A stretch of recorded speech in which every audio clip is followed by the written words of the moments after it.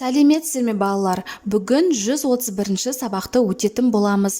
Каналымызға міндетті түрде подписаться батырмасын басып, жазылып алыңыздар. Сіздер үшін пайдалы басқа да сабақтар шығып отырады. Нәтиже сабақ «Мен не үйрендім?» Бірінші жаттығу мәтінді түсініп оқы. Туған өлке. Сонау оңтүстіктен ұшып шыққан қара торғай ағаш басына орнатылған үйшігіне биыл да шаршап шалдығып әрең жетті. Оның бұл үйшікті меншіктеніп балапандарын ұшыра бастағанына да 5 жыл өтті. Күн суыта оңтүстікке ұшып кетіп, әр көктем сайын қайтып оралу қашанға әдетіне айналған. Жылы жақтан туған өлкеге жету үшін асқар таулар мен шалқар көлдерді, аңызақ аптап шөлдерді ұшып өту қиынның қиыны. Көңілін қуаныш кернеп отырған оның қасына қарға ұшып келіп, сәлемдесті де, азып тозып қайта оралғанша мәңгі жаз өлкесінде неге қалып қоймайсың? Саған таңғаламын, тіпті жаным ашиды, деді қамқорсып.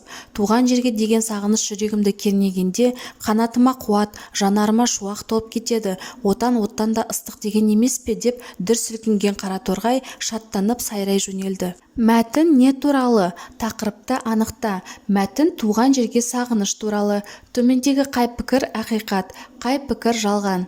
Солтүстіктен ұшып шыққан қара торғай үйшігіне әрең жетті. Дұрыс. Әр көктем сайын қайтып оралу қара торғайдың әдетіне айналмаған. Дұрыс емес. Оның қасына қарға ұшып келіп сәлемдесті. Дұрыс. Қара торғай туған жерге деген сағынышын жеткізді. Дұрыс. Мәтіннен негізгі ойды білдіретін бөлікті тауып жаз. Мақалды сөз таптарына қарай талда. Туған жерге деген сағыныш жүрегімді кернегенде, қанатыма қуат, жанарыма шуақ толып кетеді. Оттан да ыстық деген емес пе, деп дүр сілкінген қара торғай шаттанып сайрай жөнелді. Оттан да ыстық. Қандай?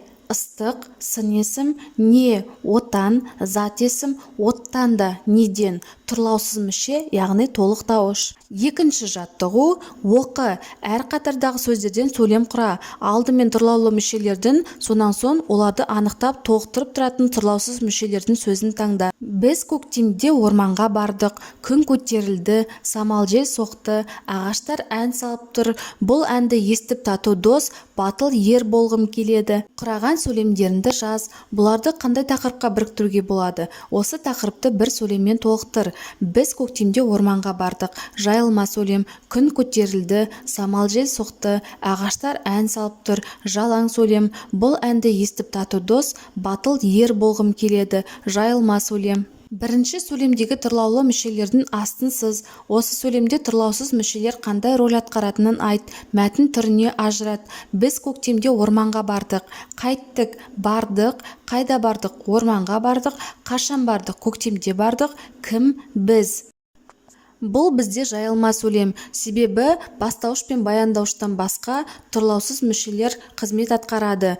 Қайда барғанын және қашан барғанын анықтап тұр. Күн көтерілді. Не істеді? Көтерілді. Не? Күн. Самал жел соқты. Қайтты? Соқты. Не? Самал жел. Ағаштар ән салып тұр. Қайтты? Ән салып тұр. Нелер? Ағаштар. Бұл әнді естіп, тату дос, батыл ер болғым келеді. Қайтқым келеді? Болғым келеді. Кім болғым келеді? Ер. Қандай? Батыл. Кім? Дос. Қандай дос? Тату дос. Қайтып? Естіп. Қай әнді? Бұл әнді. Үшінші жаттығу диалогты оқы. Неліктен күлгеніңді айт. Аян, сен әліпбиді жатқа білесің бе? Иә, адан кейін қай әріп тұрады? Барлығы. Әже, зообаққа барайықшы. Қай әнді көргің келеді күнім? Динозаврды.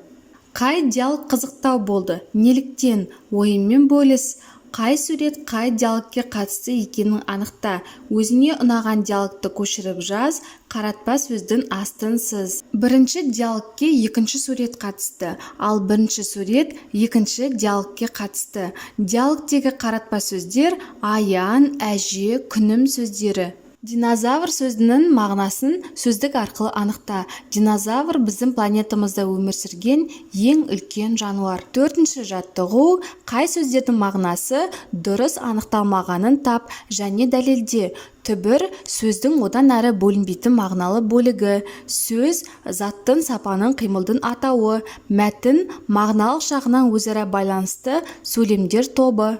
Осымен біздің сабағымыз аяқталды. Каналымыз пайдалы болған болса, лайк басып тіркеліп қойыңыздар. Жаңа видеолар сізге бірінші болып көрінеді.